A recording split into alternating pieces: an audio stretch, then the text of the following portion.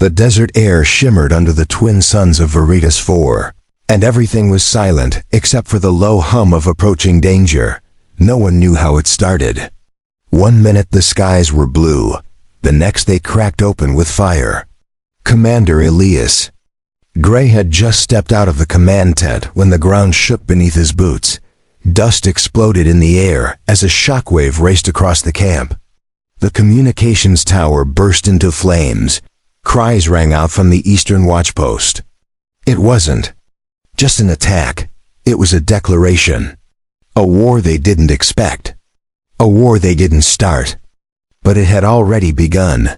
He ducked behind a transport vehicle, shouting orders into his comlink.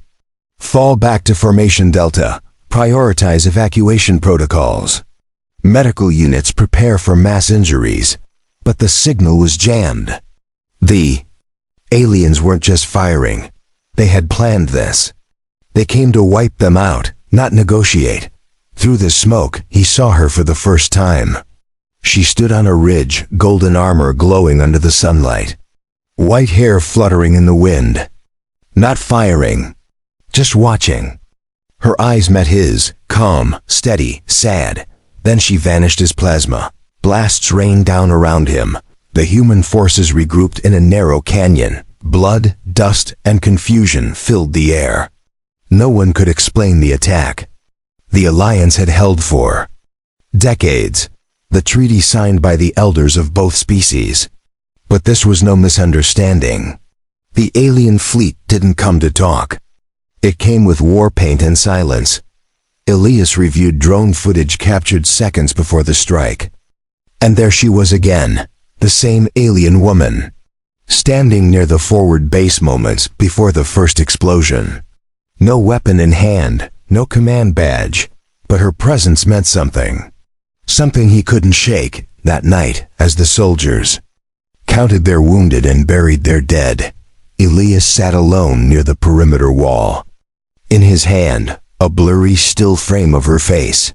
There was something in her expression, regret, like she didn't want this war. Like she was trying to say something before it began. The next morning, a scout team brought in a wounded prisoner. A young alien female, unconscious and burned. The medics did what they could. When she woke, she asked only for one person. Elias Gray. She refused to speak to anyone else. He approached her cautiously in the medical tent. Her eyes were familiar. She looked like the one from the ridge, but younger, weaker. "Why are you here?" Elias asked. She didn't answer right away. Her voice was soft, cracking under the strain. "Because my sister couldn't tell you herself, so she sent me." Before everything burns. Outside, the desert wind blew harder, scattering ash across the horizon. Ships buzzed over the cliffs. The war was just beginning. But Elias felt something shift. A whisper of a truth buried in the chaos. He didn't know who she really was, or what the message meant, but he knew this wasn't just a war. It was a warning. Elias stood beside the med tent, watching the wind carry dust across the open plains. The girl inside had barely moved since their last conversation. Her name was Sari, and her presence on the battlefield made no sense. She wasn't a soldier. She had no weapons. But she carried secrets. Inside, Sari sat upright, arms folded over a gray blanket. Her golden eyes were sharp now, clearer. She looked at Elias as if she had been waiting her whole life to speak. "She saw you," Sari said calmly. "On the last peace summit. My sister said you were the only one who didn't look at her like an enemy." Elias frowned. "Your sister, the woman on the ridge, who is she really?" he asked. Sari turned her gaze downward and answered with a whisper. "Crown Marshal Lara, leader of the Celestial Fleet. My older sister. She believed in peace once. Until your people abandoned the treaty." Elias stepped back, confused. "That's not true. We upheld every agreement. It was your fleets that fired first." Sari's lips trembled, not in fear but in grief. "Lara believed the humans would strike first. Our elders filled her head with fear. She thought wiping your outposts would prevent a full invasion. She didn't want it to come to this, Sari added. But once the orders were given, she couldn't stop it. That's why she sent me here before the attack. I wasn't supposed to be caught. I was supposed to deliver something. Something for you. Elias watched her reach into the blanket and pull out a small sealed capsule. The outer layer was scorched but still intact. She handed it to him with both hands. She wrote this before the first strike. She said if anything happened to her, you'd know what to do. He opened the capsule and found a letter inside. The writing was in the old interstellar script, half burnt from the heat.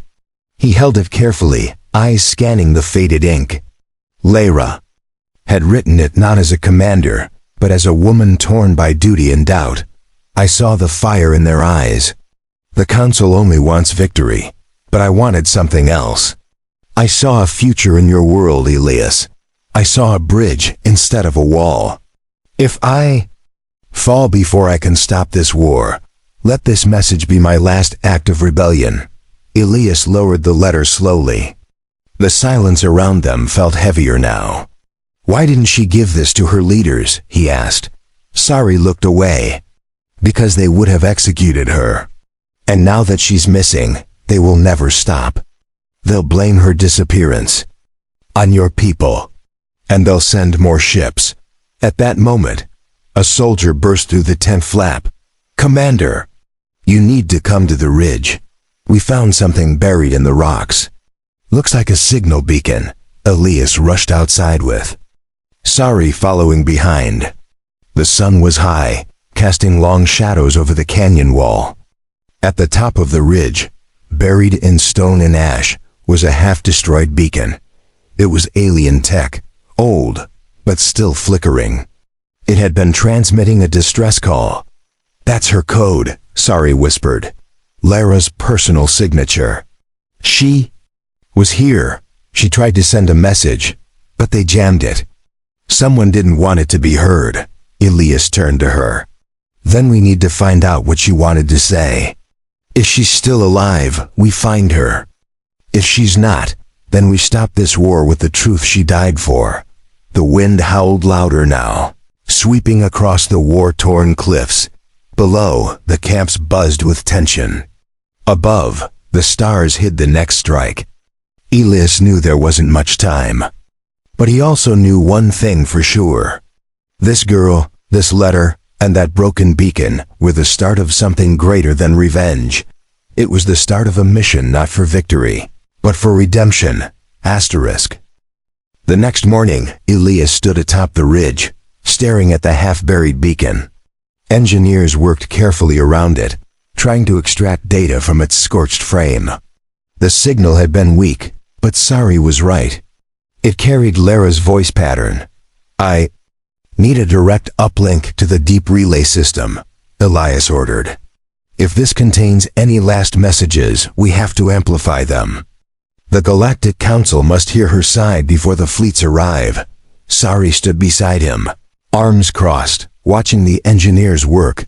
She looked smaller today, not in size but in presence. The truth about her sister weighed on her like a mountain. If they find out we're working together, they'll execute me too, she said without emotion. You don't have to stay, Elias replied. You've done enough, we can handle the rest. But she didn't move. She shook her head slowly. No, I came here to finish what she started. I won't run. One of the techs shouted from below. Sir, we've recovered partial audio. It's fragmented, but it's her. It's Lyra. The camp went quiet as the speakers crackled. A female voice came through, soft but urgent. If this reaches anyone on Earth, command know this. The Council has lied to you. This war is not for defense. It's for conquest. I tried to stop it. I failed. I'm sorry. Gasps rippled through the nearby soldiers. Some lowered their weapons. Others exchanged glances. No one had expected the enemy's leader to sound like a woman begging for forgiveness. Elias turned to his communication chief. Send this to all outer colonies. Encrypt it and forward it to the diplomatic channels. Everyone needs to hear this, but the order was never completed. Alarms blared across the canyon. Radar showed multiple incoming crafts, not dropships, not fighters, something else.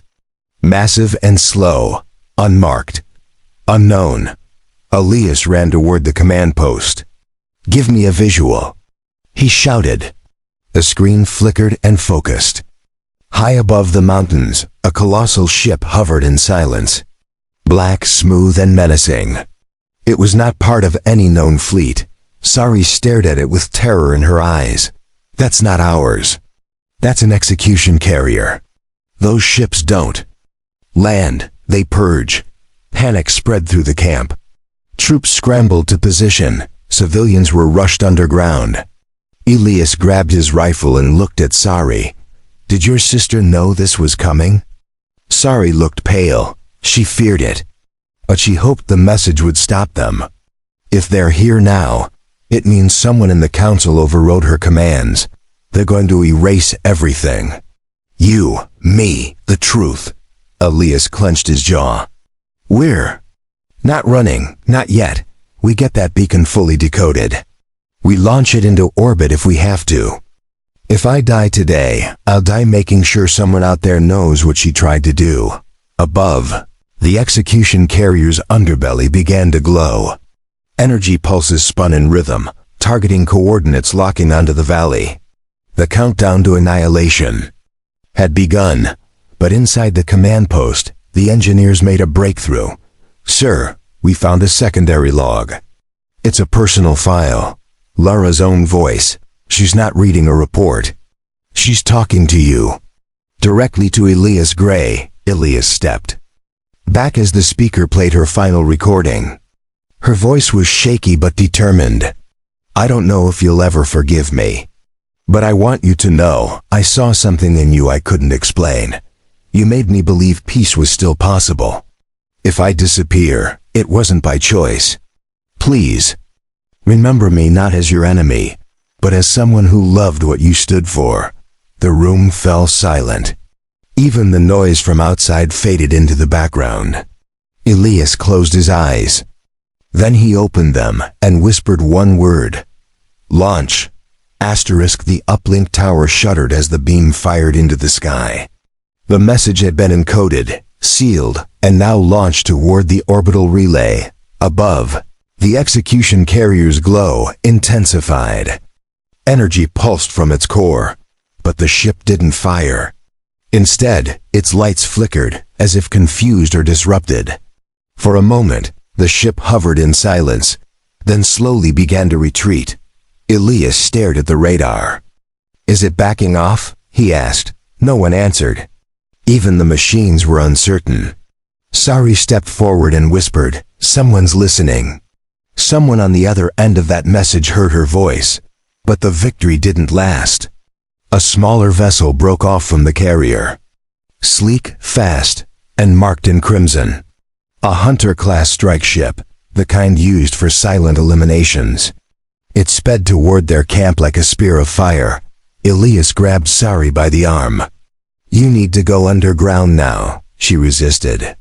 "If they see me hiding, they'll know I'm still alive. They'll track your tunnels. I need to leave the camp. I'll lead them away." "You'll die out there," Elias said.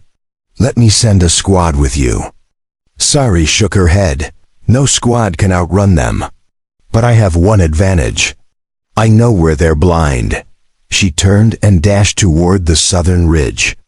Elias hesitated, then signaled his scouts. "Send 2 units to cover her from a distance.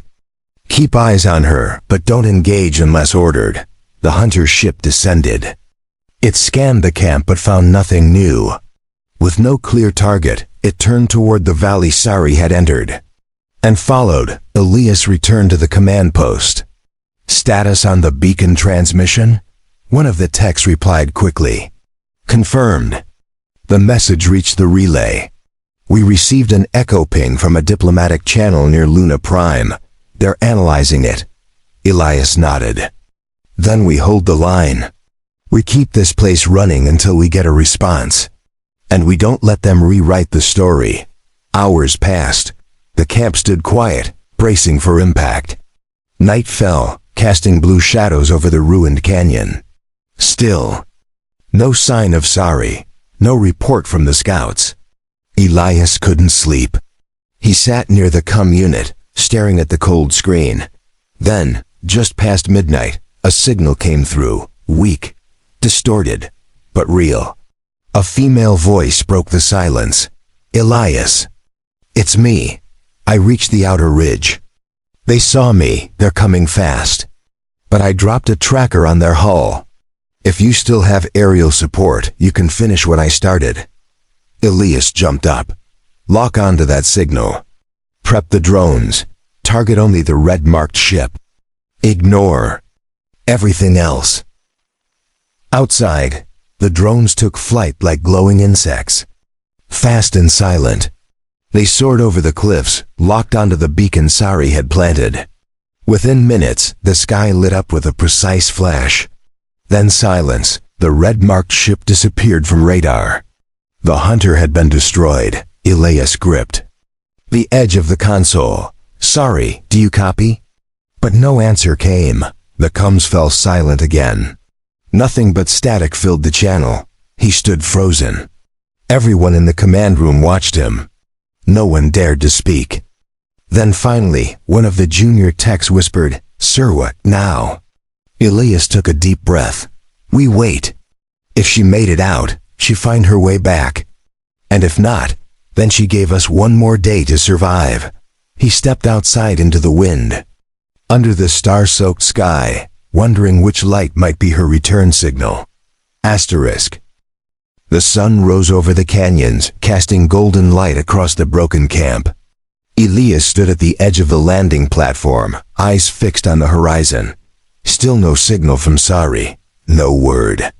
No trace. Just silence carried by the wind. Around him, the camp stirred slowly. Engineers repaired damaged panels. Medics cleaned blood from stretchers. Soldiers trained in silence, their movements sharper than ever. The war had changed them. But the message from Lyra had changed everything else. A diplomatic ping arrived. Just before noon. It was encrypted, but the seal was unmistakable. Luna Prime's Defense Council. Elias entered the code and waited. The screen lit up with the face of Admiral Runa Stern, cold, but alert. "We received the transmission," she said. "It's under review, but this council doesn't act on emotion. We need more than a personal message from a vanished commander. We need hard proof of the council's plan." Elias didn't flinch. "Then give me time. The alien ship's black box might hold records of its orders.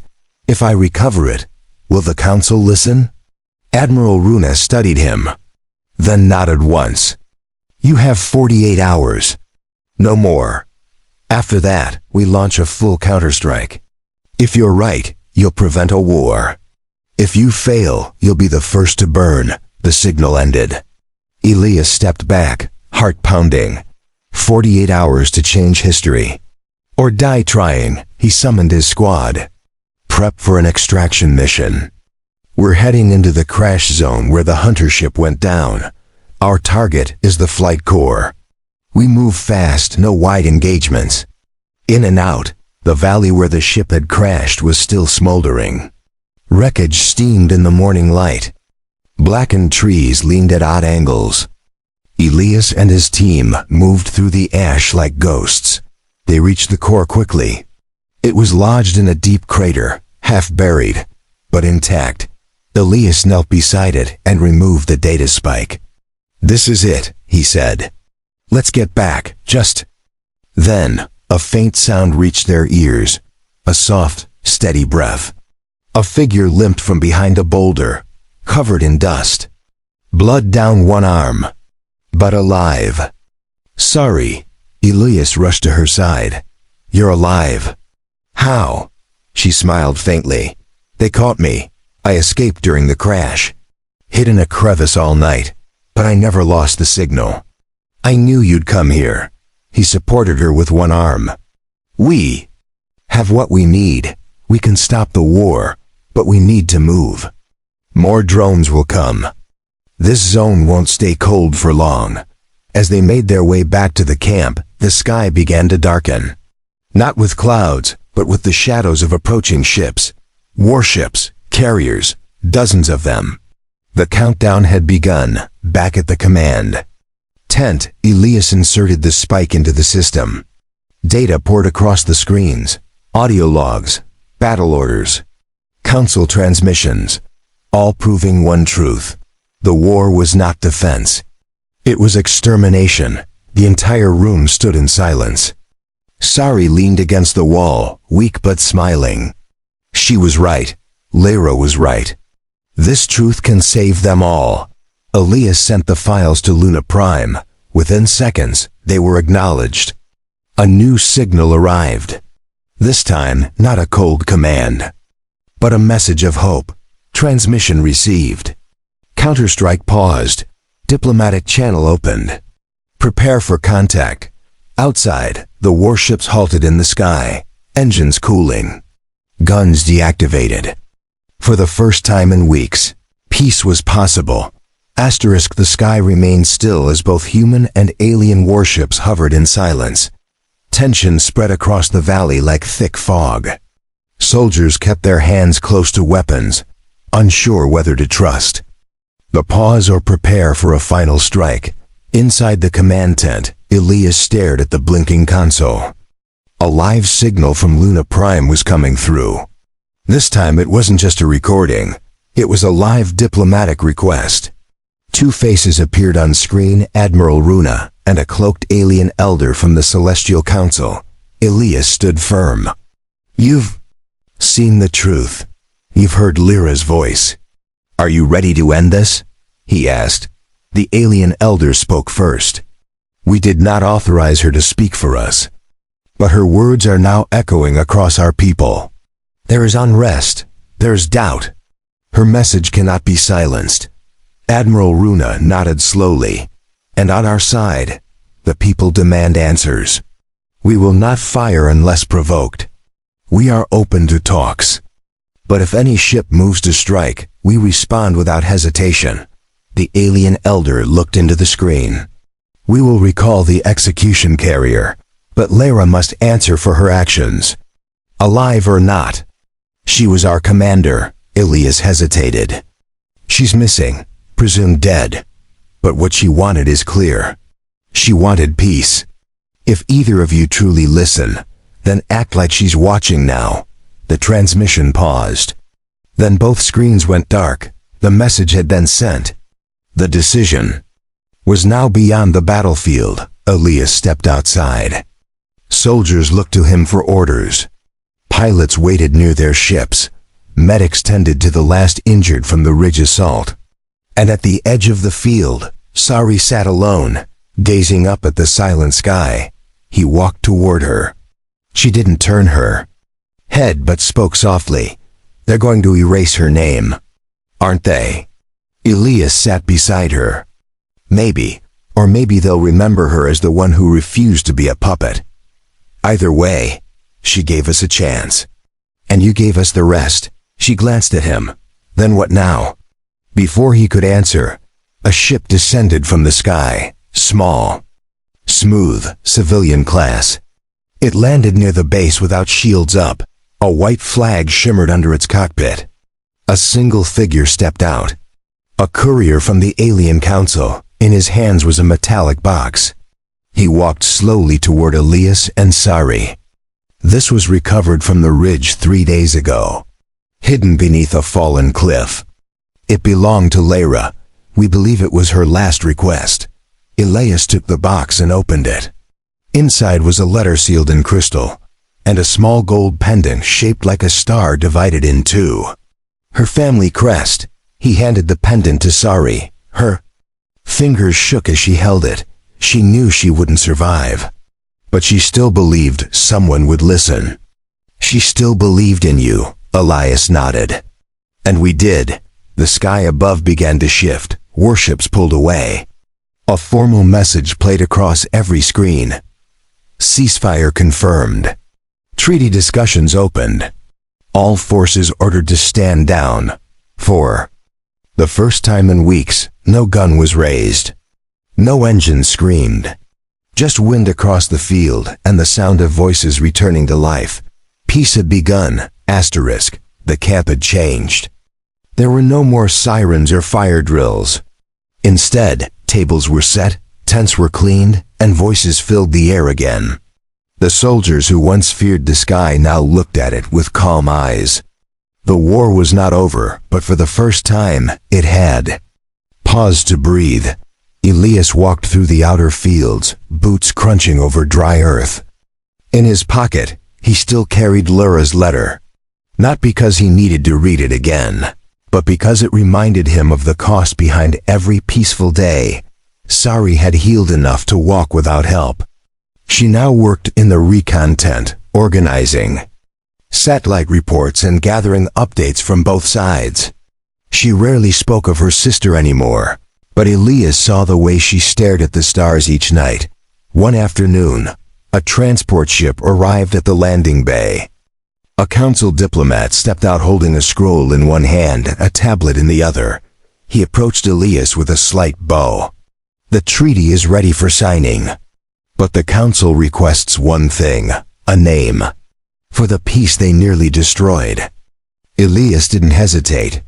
Call it the Lara Accord. That night the message was broadcast across dozens of systems. The Lara Accord. A pact born not of politics, but of a letter carried through fire. A promise whispered from one heart to another. After the broadcast, Elias stepped outside the Cums tent and saw Sari waiting for him. She had something in her hand. A small object wrapped in cloth. Before she died, Lara asked me to give you this. If we made it, if peace ever came. Elias unwrapped the cloth slowly. Inside was a smooth silver chain with a pendant shaped like a star, unbroken this time. At the center was a recording crystal. He activated it with a light press. Her voice came through, quiet and steady. If you're hearing this, then maybe the war is over, or maybe you're still fighting. But I wanted you to know I never hated you. I never saw you as the enemy. You reminded me of the stories we were told as children. That someday, someone would look past fear and see the person beneath the armor. The message ended. Elias stood still, staring at the crystal. His throat tightened, but he said nothing. Sari placed her hand gently on his arm. She loved your strength, but she believed in your kindness more. Elias looked out toward the edge of the field. There, beside the old ridge, wildflowers had started to grow again. Bright yellow and soft red, stretching quietly toward the sky. The next morning, Sari approached him with a quiet smile. They're sending me home. The council wants me to speak for Lyra's legacy. To remind our people what she gave up. Elias nodded. Then you should go. They need to hear it from you. As the ship prepared to lift off, Sari walked to him slowly. She reached into her jacket and handed him a folded paper. She said to give this to you last. He opened it carefully. The words inside were handwritten. Will I see you again? Elias whispered as he read the line. Sari turned at the ship's door. She smiled gently. She said you would. Then she stepped aboard. The hatch closed behind her. The engines flared. The ship rose slowly, cutting through the morning light. Elias stood alone on the landing strip. The letter pressed to his chest as the sky swallowed her shape. And for the first time, he didn't feel frozen. He felt hope.